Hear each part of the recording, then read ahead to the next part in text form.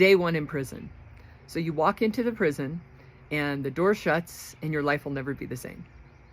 They take your street clothes, they do their strip searches, they give you a uniform, and then they're going to send you back to the unit. Now, originally you're not going to get like all your clothes and all your things, and really they just don't tell you much.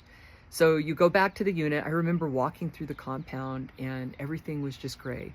The women were all in these khaki uniforms, and I thought, nobody looked very happy to be there. It just felt overwhelming, very stark.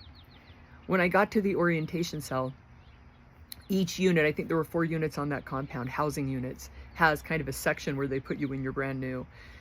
And my bunkie was trying to explain some things to me, which was nice. She's like, we eat at this time, we do this at this time. They give you a manual, but they really don't tell you what to do or how to survive any of this. So you have to learn from the inmates.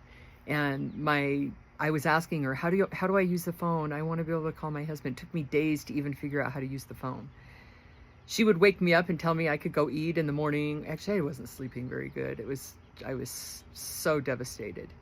And trying to show me, everything just seemed weird, like walking out of the cell and trying to find my way around the unit. And I'm like, I'm lost. There's 2 tiers. So you would think it wouldn't be that hard, but I mean, it is. It's confusing and disorienting. So I just kind of stayed in my cell.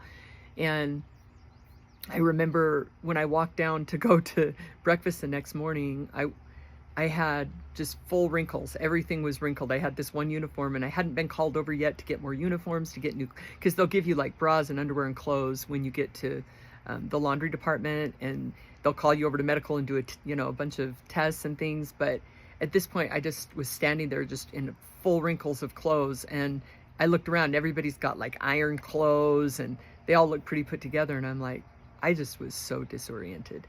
Day one was devastating, and it took me a few days before I could even get myself together enough to figure out how to do prison time.